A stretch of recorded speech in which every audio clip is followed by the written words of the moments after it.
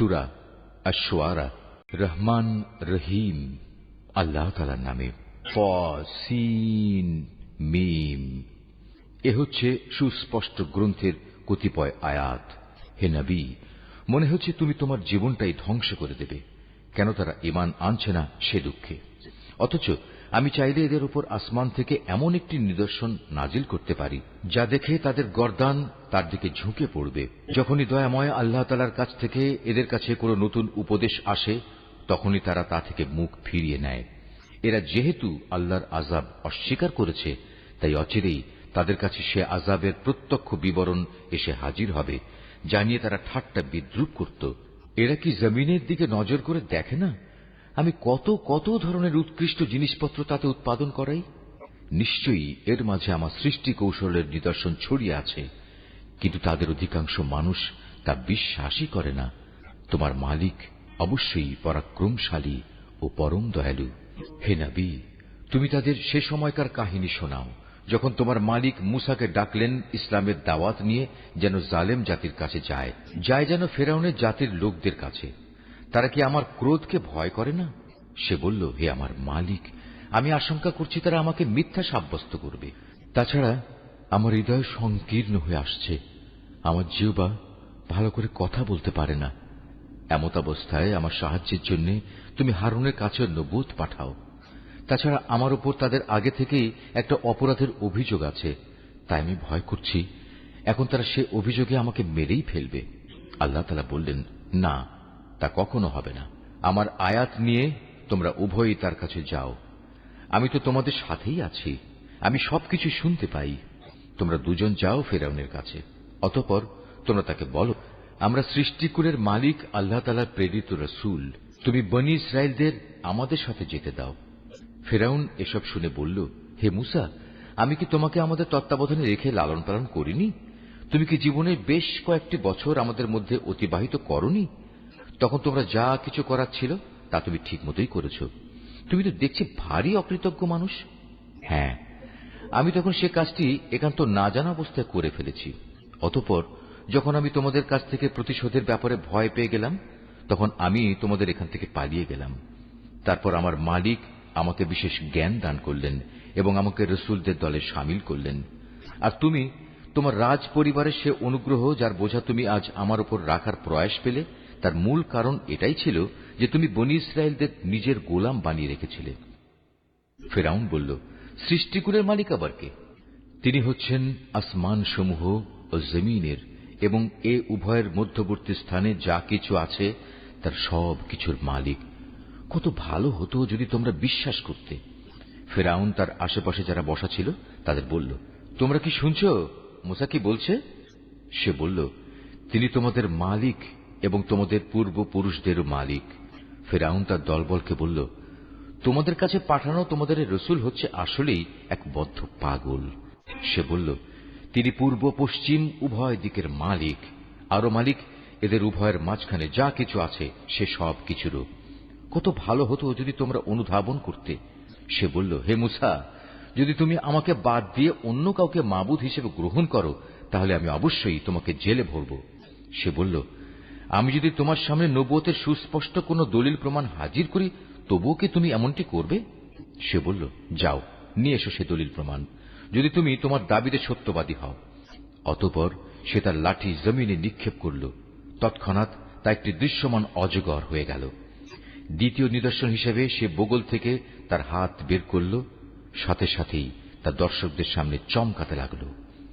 ফেরাউন তার আশেপাশে উপবিষ্ট দরবারের বড় আমলাদের বলল, হে তো দেখছি আসলে একজন সুদক্ষ জাদুকর। সে তার জাদুর শক্তি দিয়ে তোমাদের দেশ থেকে তোমাদেরই বের করে দিতে চায়। বলো, এখন তোমরা আমাকে এ ব্যাপারে কি পরামর্শ দেবে?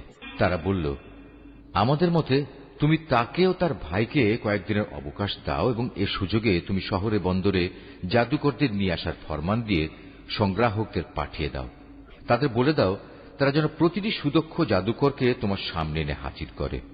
অতঃপর একটি নির্দিষ্ট দিনে একটি নির্দিষ্ট সময়ে দেশের সব জাদুকরদের একত্রিত করা হল। সাধারণ মানুষদের জন্যও শাহী ফরমান জারি করে বলা হল তারাও যেন সেখানে একত্রিত হয়।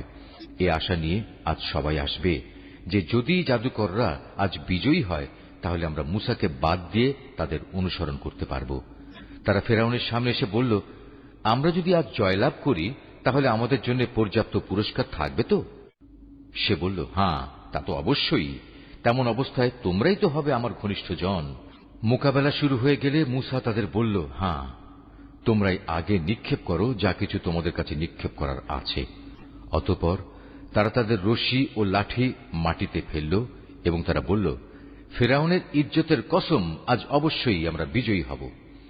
তারপর মুসা তার হাতের লাঠি জমিনে নিক্ষেপ করল।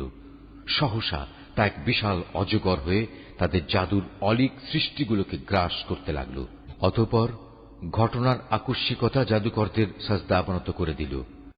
তারা বলল, আমরা সৃষ্টিকুলের মালিকের উপর ঈমান আনলাম মুসা ও হারুনের মালিকের উপর। এতে ক্রোধান্বিত হয়ে সে ফেরাউন বলল, এ কি, আমি তোমাদের কোন রকম অনুমতি দেওয়ার আগেই তোমরা তার মালিকের উপর ঈমান এনে ফেললে? আমি বুঝতে পারছি, আসলে এ হচ্ছে তোমাদের সবচেয়ে বড় গুরু। এই তোমাদের সবাইকে জাদু শিক্ষা দিয়েছে। অতি সত্বর তোমরা তোমাদের অবস্থা জানতে পারবে। আমি তোমাদের হাত ও পা বিপরীত দিক থেকে কেটে দেব। অতঃপর আমি তোমাদের সবাইকে একে একে শুলে চড়াবো। তারা বলল, এতে আমাদের কোনো ক্ষতি নেই। তুমি যাই করো, আমরা তো একদিন আমাদের মালিকের কাছেই ফিরে যাব। আমরা আশা করব সেদিন আমাদের মালিক আমাদের জাদু সংক্রান্ত এসব গুনাহখাতা মাফ করে দেবেন, কেননা আমরাই এ দলের মাঝে সবার আগে ঈমান এনেছি। অতঃপর আমি মুসার কাছে ওহী পাঠিয়ে বললাম, রাত থাকতে থাকতেই তুমি আমার বান্দাদের নিয়ে এ জনপদ থেকে বেরিয়ে যাও। সাবধান থেকো, ফেরাউনের পক্ষ থেকে তোমাদের অবশ্যই অনুসরণ করা হবে। ইতিমধ্যে ফেরাউন সৈন্য জড়ো করার জন্য শহরে বন্দরে সংগ্রাহক পাঠিয়ে দিল। সে বলল, এরা তো হচ্ছে একটি ক্ষুদ্র দল মাত্র। এরা আমাদের অনেক ক্রোধের উদ্রেক ঘটিয়েছে, অথচ এদের মোকাবেলায় আমরা হচ্ছে একটি সম্মিলিত সেনাবাহিনী। আমি ধীরে ধীরে এবার তাদের উদ্যানমালা ও ঝর্ণাধারাসমূহ থেকে বের করে আনলাম তাদের সঞ্চিত ধনভাণ্ডার ও সুরম্য প্রাসাদ সমূহ থেকে। এভাবেই ঘটনাটা সংঘটিত হল। আমি বনী ইসরায়েলদের ফেরাউন ও তাদের লোকজনদের ফেলে আসা জিনিসপত্রের মালিক বানিয়ে দিলাম। তারা সূর্যোদয়ের প্রাক্কালেই তাদের পশ্চাৎ ধাবন করল। এক পর্যায়ে যখন একদল আরেক দলকে দেখে ফেলল, তখন মুসার সাথীরা বলে উঠল, আমরা বুঝি এখনই ধরা পড়ে যাব। সে বলল, না, কিছুতেই নয়। আমার সাথে অবশ্যই আমার মালিক রয়েছেন। তিনি আমাকে এ সংকট থেকে বেরিয়ে যাবার একটা পথ অবশ্যই বাতলে দেবেন। অতঃপর আমি এই বলে মুসার কাছে ওহী পাঠালাম, তুমি তোমার লাঠি দ্বারা সমুদ্রে আঘাত হানো। মুসা তার লাঠি সমুদ্রে ফেলার পর তা ফেটে দুভাগ হয়ে গেল এবং এর প্রতিটি ভাগ এত বড় ছিল যেমন উঁচু উঁচু একটা পাহাড়। এবার আমি অপর দলটিকে এই জায়গার কাছে নিয়ে এলাম। ঘটনার সমাপ্তি এভাবে হল। আমি মুসা ও তার সকল সাথীকে ফেরাউন থেকে উদ্ধার করলাম। অতঃপর আমি অপর দলটিকে সাগরে ডুবিয়ে দিলাম। অবশ্যই এ ঘটনার মাঝে শিক্ষার নিদর্শন আছে, কিন্তু তাদের অধিকাংশ মানুষ তো আল্লাহ তাআলার উপর ঈমানই আনে না। তোমার মালিক অবশ্যই পরাক্রমশালী ও পরম দয়ালু। হে নবী, তুমি ওদের কাছে ইব্রাহিমের ঘটনাও বর্ণনা করো, যখন সে তার পিতা ও তার জাতির লোকদের এ মর্মে জিজ্ঞেস করেছিল, তোমরা সবাই কার ইবাদত করো?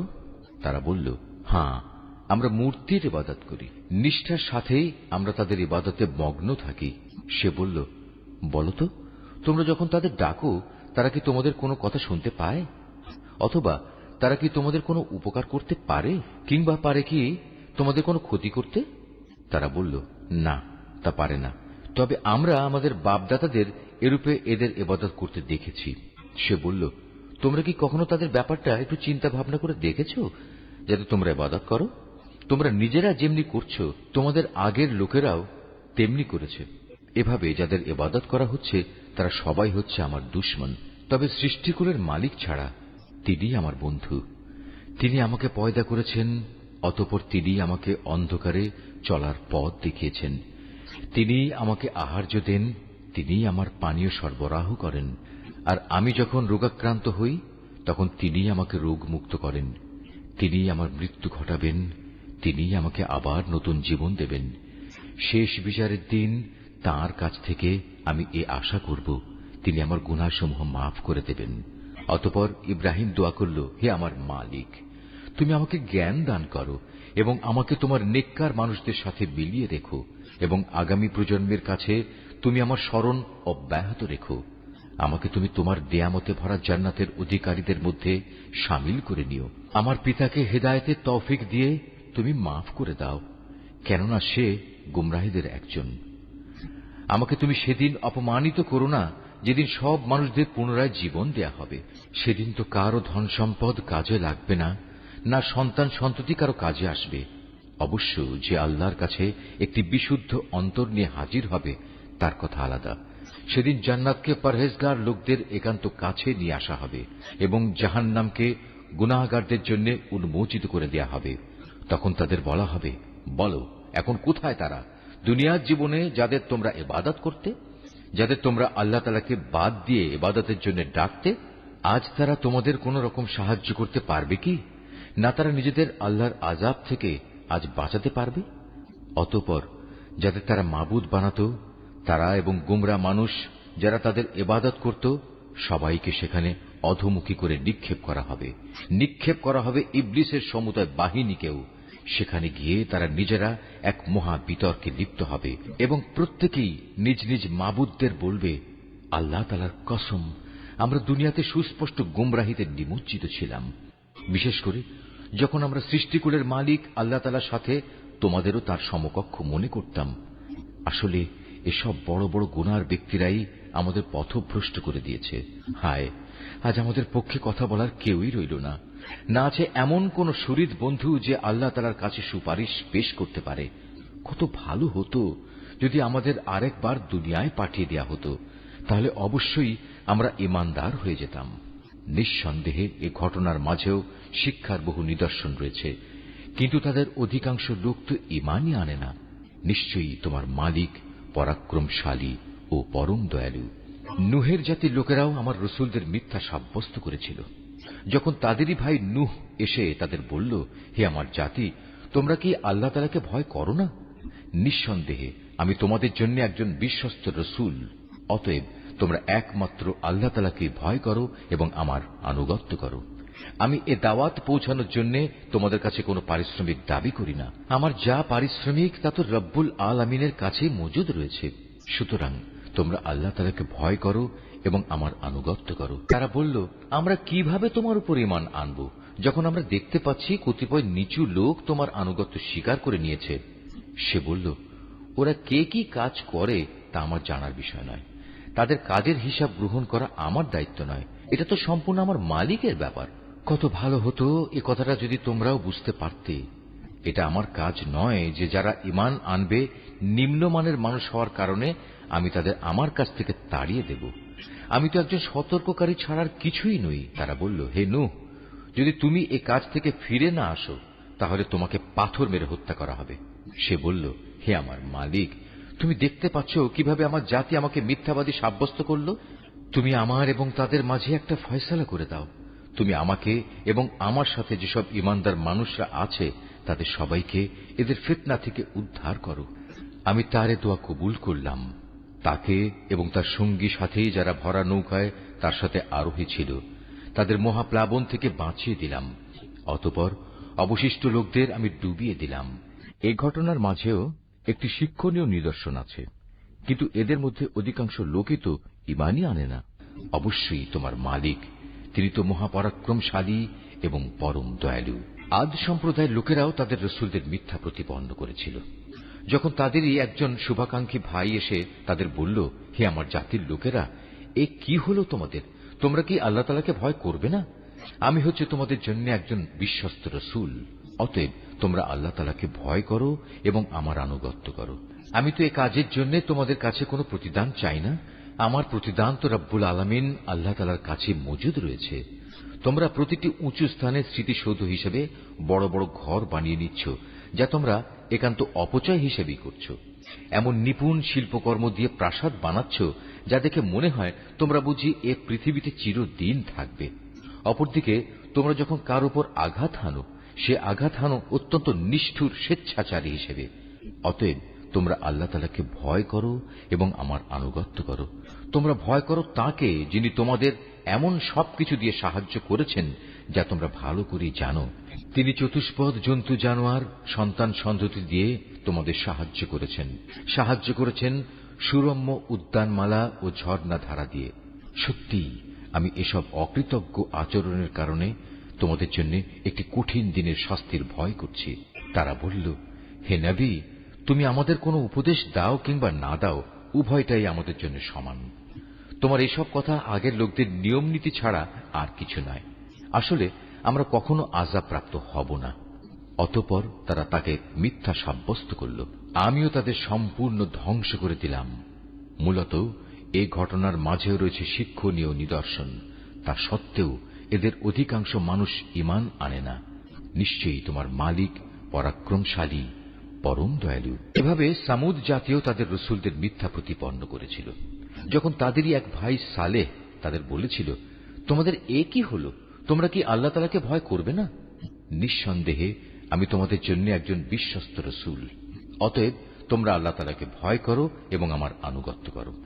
আমি তো তোমাদের কাছে এ কাজের জন্য কোন রকম পারিশ্রমিক দাবি করছি না যে এ ভয়ে তোমরা আমাকে অমান্য করবে। আমার যা কিছু পারিশ্রমিক তা তো সৃষ্টিকুলের মালিক আল্লাহর কাছে মজুদ রয়েছে। তোমরা কি ধরেই নিয়েছ এ দুনিয়ার মাঝে যা কিছু ভোগের উপকরণ রয়েছে তার মধ্যে নিরাপদে বাস করার জন্য তোমাদের এমনি ছেড়ে দেয়া হবে? নিরাপদ থাকবে তোমরা এ উদ্যানমালা ও এ ঝর্ণাধারার মধ্যে? শস্য ক্ষেত্র, এ নাজুক ও ঘন গোছা বিশিষ্ট খেজুর বাগিচার মধ্যেও কি তোমরা সত্যি নিরাপদ থাকতে পারবে? তোমরা যে নিপুণ শিল্প দ্বারা পাহাড় কেটে রংচং করে বাড়ি বানাও, তাতে কি তোমরা চিরদিন থাকতে পারবে? ওর কোনোটাতেই যখন তোমরা নিরাপদ নও, তখন তোমরা আল্লাহ তাআলাকে ভয় করো এবং আমার আনুগত্য করো। সেসব সীমা লঙ্ঘনকারী মানুষদের কথা শুনো না, যারা আল্লাহর জমিনে শুধু বিপর্যয় সৃষ্টি করে এবং কখনো সমাজের সংশোধন করে না। এসব শুনে তারা বলল, হে সালেহ, আসলেই তুমি হচ্ছে একজন জাদুগ্রস্ত ব্যক্তি। তুমি তো আমাদেরই মতো একজন মানুষ। যদি তুমি তোমার দাবিতে সত্যবাদী হও, তাহলে ভিন্ন কোনো প্রমাণ নিয়ে এসো। সে বলল, এ উষ্ট্রি হচ্ছে আমার নবুয়তের প্রমাণ। এর জন্য কুয়ার পানি পান করার একটি নির্দিষ্ট পালা থাকবে, আর একটি নির্দিষ্ট দিনের পালা থাকবে তোমাদের পশুদের পানি পান করার জন্য। কখনো একে কোন রকম দুঃখ ক্লেশ দেওয়ার উদ্দেশ্যে স্পর্শও করো না, নতুবা বড় কঠিন দিনের আযাব তোমাদের পাকড়াও করবে। অতঃপর পায়ের নলি কেটে তারা সেটিকে হত্যা করল। তখন কঠিন শাস্তি দেখে তারা ভীষণভাবে অনুতপ্ত হল। অতঃপর আল্লাহ তাআলার শাস্তি এসে তাদের গ্রাস করল। এ ঘটনার মাঝেও রয়েছে আল্লাহ তাআলার বিশেষ নিদর্শন, কিন্তু তাদের অধিকাংশ মানুষ তো ঈমানই আনে না। নিঃসন্দেহে তোমার মালিক মহাপরাক্রমশালী, পরম দয়ালু। একইভাবে লুতের জাতীয় আল্লাহর রসুলদের অস্বীকার করেছে। যখন তাদের ভাই লুত এসে তাদের বলল, এ কি হল তোমাদের? তোমরা কি আল্লাহর আযাবকে ভয় করবে না? নিঃসন্দেহে আমি হচ্ছি তোমাদের জন্য একজন বিশ্বস্ত রসুল। অতএব তোমরা আল্লাহ তাআলাকে ভয় করো এবং আমার আনুগত্য করো। আমি তো এই কাজের জন্য তোমাদের কাছে কোনো বিনিময় চাচ্ছি না। ভীতি প্রদর্শন করা হয়েছিল তাদের জন্য কত নিকৃষ্ট ছিল সেই আযাবের বৃষ্টি। এই ঘটনার মাঝেও রয়েছে শিক্ষণীয় নিদর্শন, কিন্তু তাদের অধিকাংশই ঈমান আনে না। নিঃসন্দেহে তোমার মালিক মহাপরাক্রমশালী, পরম দয়ালু। আইকার অধিবাসীরাও আগত রসুলদের অস্বীকার করেছিল। যখন শোয়েব তাদের বলেছিল, হে আমার জাতি, তোমরা কি আল্লাহ তাআলাকে ভয় করবে না? নিঃসন্দেহে আমি হচ্ছি তোমাদের জন্য একজন বিশ্বস্ত রসুল। সুতরাং তোমরা আল্লাহ তাআলাকে ভয় করো এবং আমার আনুগত্য করো। আমি যে তোমাদের ডাকছি, এজন্য আসলে আমি তোমাদের কাছ থেকে কোনো পারিশ্রমিক দাবি করছি না, কারণ আমার পারিশ্রমিক যা তা তো সৃষ্টিকুলের মালিক আল্লাহ তাআলার কাছেই মজুদ রয়েছে। হে মানুষ, মাপের সময় তোমরা পুরোপুরি মেপে দেবে। মাপে কম দিয়ে তোমরা ক্ষতিগ্রস্ত লোকদের দলভুক্ত হয়েও না। ওজন করার সময় পাল্লা ঠিক রেখে ওজন করবে। মানুষদের পাওনা কখনো কম দেবে না এবং দুনিয়ায় খামাখা ফিতনা ফাসাদ সৃষ্টি করো না। ভয় করবে তাকে যিনি তোমাদের এবং তোমাদের আগে যারা গত হয়ে গেছে তাদের সবাইকে সৃষ্টি করেছেন। তারা বলল, হে শোয়েব, তুমি তো দেখছি জাদুগ্রস্ত ব্যক্তিদেরই অন্তর্ভুক্ত। তুমি তো আমাদেরই মতো মানুষ। আমরা মনে করি তুমি মিথ্যাবাদীদেরই অন্তর্ভুক্ত। হ্যাঁ, তুমি যদি নবী হওয়ার দাবিতে সত্যবাদী হও, তাহলে যাও, আসমান ভেঙে এর একটি টুকরো আমাদের উপর ফেলে দাও। সে বলল, যা কিছু উদ্ভট দাবি তোমরা করছ আমার মালিক তা ভালো করে জানেন। অতঃপর তারা তাকে মিথ্যা সাব্যস্ত করল। পরিণামে মেঘাচ্ছন্ন দিনের এক ভীষণ আযাব তাদের পাকড়াও করল। এ ছিল সত্যি এক কঠিন আযাব। এই ঘটনার মাঝেও শিক্ষার নিদর্শন আছে, কিন্তু মানুষদের অনেকেই এর উপর ঈমান আনে না। নিঃসন্দেহে তোমার মালিক মহাপরাক্রমশালী ও পরম দয়ালু। হে নবী, অবশ্যই এ কোরআনটা রব্বুল আলামিনের নাজিল করা একটি গ্রন্থ। একজন বিশ্বস্ত ফেরেশতা আমারই আদেশে এটা নাজিল করেছে তোমারই মনের উপর, যাতে করে তুমিও সতর্ককারী নবীদের একজন হতে পারো। একে নাজিল করা হয়েছে সুস্পষ্ট আরবি ভাষায়। আগের উম্মতদের কাছে নাজিল করা কিতাবসমূহে অবশ্যই এটি উল্লিখিত আছে। এটা কি এদের জন্য দলিল নয় যে বনী ইসরায়েলের আলেমরাও এর সম্পর্কে পূর্ণ অবগত আছে? যদি আমি এ কোরআনকে আরবির বদলে অন্য কোন অনারবের ওপর তার ভাষায় নাজিল করতাম, তারপর সে অনারব ব্যক্তি তাদের কাছে এসে এটা কিতাব পাঠ করত, অতঃপর ভাষাগত অজুহাত তুলে এর উপর তারা মোটেই ঈমান আনত না। এভাবেই আমি এ বিষয়টি নাফরমান অপরাধীদের অন্তরে প্রবেশ করিয়ে দিয়েছি। তারা কখনো এর উপর ঈমান আনবে না যতক্ষণ না তারা কোনো কঠিন আযাব নিজেদের চোখে দেখতে পাবে। আর সে আযাব কিন্তু তাদের কাছে আসবে একান্ত আকস্মিক ভাবেই, তারা কিছুই টের পাবে না। তখন তারা বলবে, আমাদের কি কিছু সময়ের জন্য অবকাশ দেয়া হবে না? সে লোকগুলোই একসময় আযাব ত্বরান্বিত করতে চেয়েছিল। তুমি এ বিষয়টা চিন্তা করে দেখেছ কি? যদি আমি তাদের অনেক দিন ধরে পার্থিব ভোগবিলাস ভোগ করতেও দেই, তারপর যে আযাব সম্পর্কে তাদের ওয়াদা করা হয়েছিল তা যদি সত্যি তাদের কাছে এসে পড়ে, তাহলে এই যে বৈষয়িক বিলাস তারা ভোগ করছিল তা সব কি কোনো কাজে লাগবে? আমি কাফেরদের কোন জনপদকেই ধ্বংস করিনি যার জন্য পূর্বেই কোন সতর্ককারী নবী পাঠানো হয়নি। তা হচ্ছে সুস্পষ্ট উপদেশ। আর আমি তো জালেম নই যে সতর্ক না করেই তাদের ধ্বংস করে দেব। এ কোরআন কোন শয়তান নাজিল করেনি। ওরা এ কাজের যোগ্যও নয়, না তারা তেমন কোনো ক্ষমতা রাখে। তাদের তো ওহী শোনা থেকেও বঞ্চিত রাখা হয়েছে। অতএব তুমি কখনো আল্লাহ তাআলার সাথে অন্য কোন মাবুদকে ডেকো না, নতুবা তুমিও শাস্তিযোগ্য হয়ে পড়বে। হে নবী, তুমি তোমার নিকটতম আত্মীয় স্বজনদের আল্লাহ তাআলার আযাব থেকে ভয় দেখাও। যে ব্যক্তি ঈমান নিয়ে তোমার অনুবর্তন করবে, তুমি তার প্রতি স্নেহের আচরণ করো। আবার যদি কেউ তোমার সাথে নাফরমানি করে, তাহলে তুমি তাকে বলে দাও, তোমরা আল্লাহ তাআলার সাথে যে আচরণ করছো তার পরিণামের জন্য আমি কিন্তু মোটেই দায়ী নই। তাদের অবাধ্য আচরণে তুমি মনঃক্ষুণ্ণ হইও না, তুমি বরং সর্বোচ্চ পরাক্রমশালী ও দয়ালু আল্লাহ তাআলার উপরই ভরসা করো। এরা এমন কথা অন্যদের বলে যা তারা নিজেরা করে না। তবে যারা আল্লাহর উপর ঈমান আনে ও সেই অনুযায়ী নেক কাজ করে এবং বেশি করে আল্লাহ তাআলাকে স্মরণ করে, তাদের কথা আলাদা। তাদের উপর জুলুম করার পরেই কেবল তারা আত্মরক্ষামূলক প্রতিশোধ গ্রহণ করে। আর জুলুম যারা করে তারা অচিরেই জানতে পারবে তাদের একদিন কোথায় ফিরে যেতে